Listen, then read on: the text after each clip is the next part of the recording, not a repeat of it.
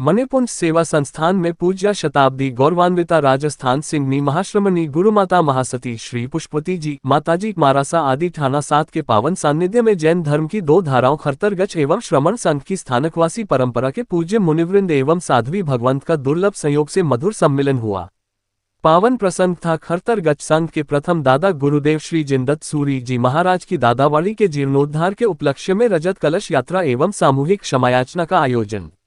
स्वाध्याय रस निमग्न मुनि प्रवर श्री सम्यक रत्न सागर जी महाराज आदि ठाना 6 एवं जीर्णोद्धार प्रेरिका महासाध्वी श्री मनोहर श्री जी मारासा की सुशिष्य साध्वी श्री निरंजना श्री जी आदि ठाना ने जैसे ही संघ सहित मणिपुंज के प्रांगण में पदार्पण किया, श्रमण संघीय उपप्रवर्तिनी सद्गुरुवर्या डॉक्टर श्री राजमती जी मारासा आदि महासती मंडल एवं सकल संघ के वरिष्ठ पदाधिकारियों ने कलश यात्रा एवं साधर्मी बंधुओं की आगवानी की। चतुर्वेद संघ का अपने आप में अभूतपूर्व नजारा मणिपुंज में दृष्टिगोचर हो रहा था।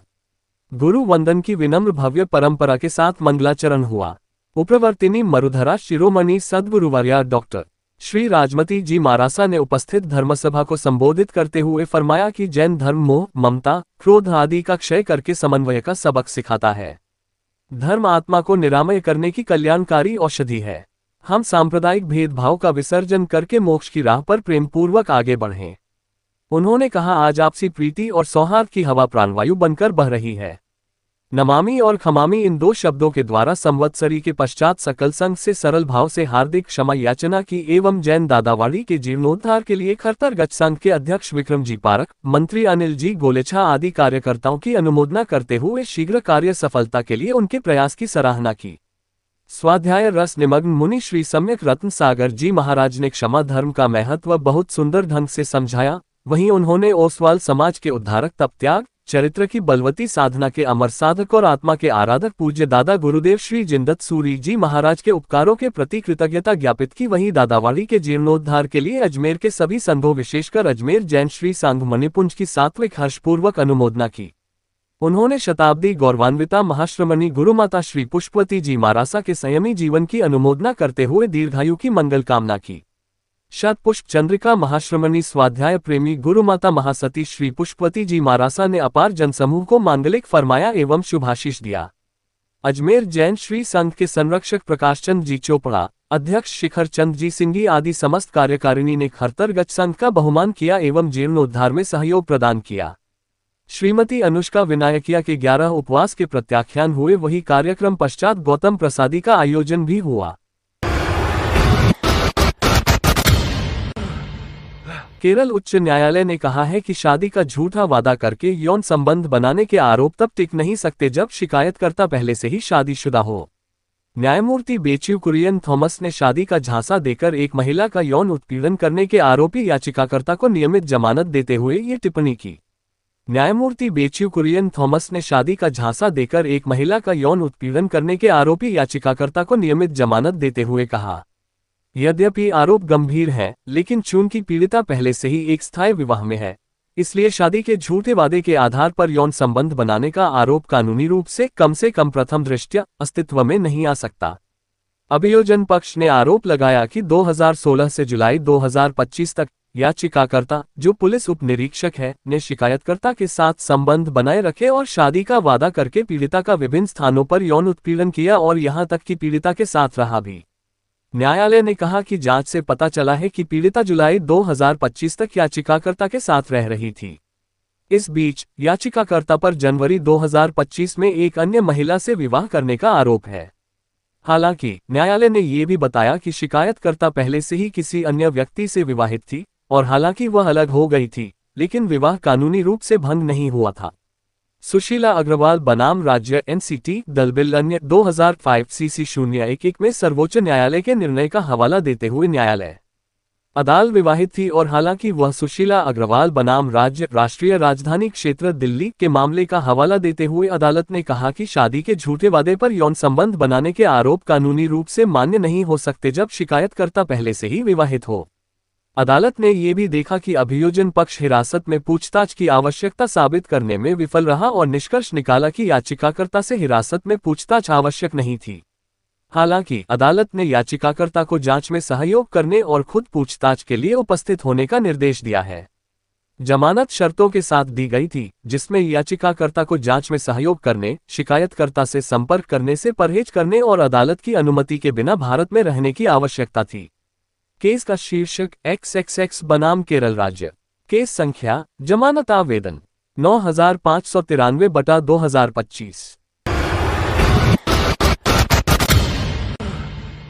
सद्गुरु इंटरनेशनल स्कूल प्रबंधन की ओर से आयोजित टेट प्रतियोगिता में सेंट एंसलम स्कूल की कक्षा 11 के होनहार बालक सार्थक हावा के प्रथम स्थान पर आने पर कार्यक्रम की मुख्य अतिथि जिला पुलिस अधीक्षक वंदिता राणा IPS ने बालक सार्थक को आशीर्वाद देते हुए शुभकामनाएं दी। आयोजित कार्यक्रम के अतिथि S जाह्नवी, डॉक्टर अंकित भार्गव, IPS वंदिता राणा, शैली बुलचंदानी, श्रेयांश भंडारी व अधिराज शेखावत रहे, जिन्होंने प्रतियोगिता में भाग लेने वाले प्रतिभागियों को संबोधित करते हुए उन्हें प्रेरणादायी उद्बोधन दिया। कार्यक्रम के बारे में वरिष्ठ अधिवक्ता सत्यनारायण हावा ने जानकारी देते हुए बताया कि TEDx एक ऐसा मंच है जहां विचार प्रेरणा से मिलते हैं। ये TED टेक्नोलॉजी, एंटरटेनमेंट और डिजाइन की भावना के तहत एक स्वतंत्र रूप से आयोजित कार्यक्रम है। TEDx में X का अर्थ है स्वतंत्र रूप से आयोजित TED इवेंट। ये आयोजन जिज्ञासु मन, परिवर्तनकारी और कहानीकारों को एक साथ लाते हैं जो प्रसार योग्य शक्तिशाली विचार साझा करते हैं। प्रत्येक व्याख्यान जिज्ञासा जगाने, बातचीत को गति देने और कार्रवाई के लिए प्रेरित करने के लिए डिजाइन किया गया है, जो हमें याद दिलाता है कि एक भी विचार भविष्य को आकार देने की शक्ति रखता है। इस प्रतियोगिता में सेंट एंसलम स्कूल की ओर से सार्थक हावा ने प्रतिनिधित्व करते हुए टॉक सेशन में जीत हासिल की, जिसे स्मृति चिन्ह व प्रमाण पत्र देकर पुरस्कृत किया गया। वहीं प्रतियोगिता में जीत हासिल करने पर बार एसोसिएशन केकड़ी के अध्यक्ष मनोज आहूजा व व्याख्याता शालिनी आहूजा ने बालक सार्थक को दुपट्टा ओढ़ाकर अभिनंदन करते हुए उसे आशीर्वाद व शुभकामनाएं दी। इस मौके पर सार्थक के पिताजी वरिष्ठ अधिवक्ता सत्यनारायण हावा व माताजी नीलम हावा ने भी खुशी जाहिर करते हुए सार्थक को आशीर्वाद व शुभकामनाएं दी।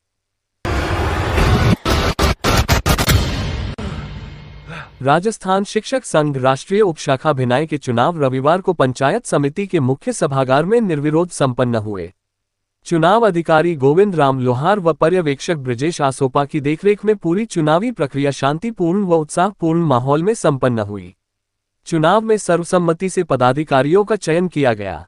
अध्यक्ष पद पर गोविंद राम जांगिड़ को तीसरी बार निर्विरोध चुना गया, जबकि मंत्री पद पर राजू माली को जिम्मेदारी दी गई। साथ ही किशन गोपाल परिहार को सभाध्यक्ष का दायित्व दिया गया। उपसभाध्यक्ष पद पर ओमव्रत गोहिल, पारस वैष्णव, वरिष्ठ उपाध्यक्ष भावर लाल शर्मा, उपाध्यक्ष पुरुष विजय वर्मा, उपाध्यक्ष महिला सुमन प्रजापति, महिला मंत्री विनीता नामा, कोषाध्यक्ष ओम प्रकाश डोरिया, प्राध्यापक अरविंद कुमार सेन, अध्यापक प्रतिनिधि बद्रीनारायण जाट चुने गए।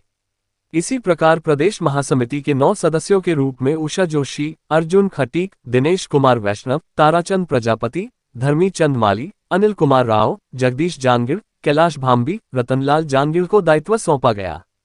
35 जिला महासमिति सदस्यों के रूप में शालिनी निगम, जहेद हुसैन, रमेश खाती, संजू दमामी, अब्दुल रहमान, ताज मोहम्मद, जयवीर किशनावा, रजनीश जांगिड़, रामप्रसाद खारोल, हरिसिंह मीणा, रमेश बैरवा, भूपेंद्र सिंह राठौर, हरिशंकर चौपदार, मदन लाल रेगर, सुरेंद्र नागौरा, सोनिया माली, सुरेश जांगिड़, प्रीतम जैन, उमराव सिंह बारी, बुधराज कुम्हार, मगन लाल जाट, विष्णु वैष्णव, देवीलाल चंदेल, तैयब खान, गोपाल माली, धर्मीचंद माली, मोहन लाल सुवासिया, राजेश जैतवाल को दायित्व सौंपा गया।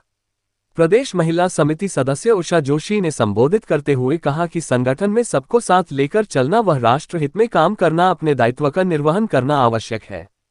जिला मंत्री अर्जुन खींची ने संबोधित करते हुए हमारा विद्यालय हमारा स्वाभिमान संकल्प कार्यक्रम पर प्रकाश डालते हुए बताया कि अखिल भारतीय राष्ट्रीय शैक्षिकी महासंघ के निर्देशन में इस कार्यक्रम में कल राजस्थान शिक्षक संघ राष्ट्रीय नया इतिहास रचने जा रहा है।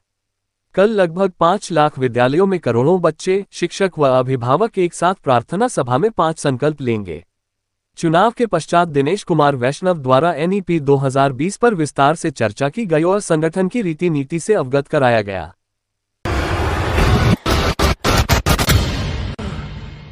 दादीच समाज द्वारा रविवार को महर्षि दधीची ऋषि की जयंती अत्यंत श्रद्धा और उत्साह के साथ मनाई गई। इस अवसर पर शहर में एक भव्य शोभायात्रा का आयोजन किया गया, जिसमें समाज के महिला पुरुषों ने भारी संख्या में भाग लेकर अपनी आस्था और एकता का परिचय दिया। शोभायात्रा का शुभारंभ दादीच शिव बगीची से हुआ, जो विभिन्न मुख्य मार्गों घंटाघर, सदर बाजार, खिड़की गेट, अजमेरी गेट से होकर पुनः दादीच बगीची में संपन्न हुई। यात्रा में महर्षि दधीची की मनमोहक झांकी विशेष आकर्षण का केंद्र रही। समाज के महिला पुरुष महर्षि दधीची के जयघोष के साथ चल रहे थे, जिससे संपूर्ण वातावरण भक्तिमय हो गया। शहर के विभिन्न चौराहों और मार्गों पर सर्व ब्राह्मण समाज द्वारा पुष्प वर्षा कर शोभायात्रा का भव्य स्वागत किया गया, जिससे समाज की एकता और सौहार्द की भावना स्पष्ट रूप से परिलक्षित हुई। रविवार प्रातः दाधीच शिव बगीची में हवन पूजन का आयोजन किया गया, जिसमें समाज के कई जोड़ों ने वेद मंत्रोच्चार के साथ आहुतियां देकर पुण्य अर्जित किया। दोपहर में जूनिया गेट स्थित दाधीच शिव बगीची में समाज का वार्षिक महाधिवेशन आयोजित हुआ। कार्यक्रम की अध्यक्षता मुंशी हरिप्रसाद शर्मा ने की, जबकि संरक्षक के रूप में छीतरमल शर्मा, कैलाश चंद्र शर्मा, मुरलीधर तिवारी, बद्री विशाल दाधीच, कृष्ण गोपाल शर्मा और राधेश्याम दाधीच उपस्थित रहे। महर्षि दधीची के जीवन पर प्रकाश डालते हुए छीतरमल शर्मा और रामनारायण ईनानी ने बताया कि किस प्रकार महर्षि ने अपने जीवन का बलिदान मानवता के कल्याण के लिए दिया। कवि बुद्धि प्रकाश दाधीच ने अपने प्रेरणादायक वक्तव्य में सामाजिक एकता को सफलता का मूल मंत्र बताया। महाधिवेशन के दौरान समाज के मेधावी छात्र छात्राओं के साथ साथ राजकीय सेवाओं में नियुक्ति या पदोन्नति प्राप्त करने वाले सरकारी कर्मचारियों को भी सम्मानित किया गया। इस कार्यक्रम का संचालन सुरेंद्र जोशी ने किया। उन्होंने अपने माता पिता की स्मृति में समाज की कई प्रतिभाओं को समाज के वरिष्ठजनों के हाथों से पुरस्कार दिलवाए। कार्यक्रम के अंत में समाज द्वारा भव्य सामूहिक भोज का आयोजन किया गया, जिसमें समाज के सभी वर्गों के लोगों ने भाग लिया और सामूहिकता की मिसाल पेश की।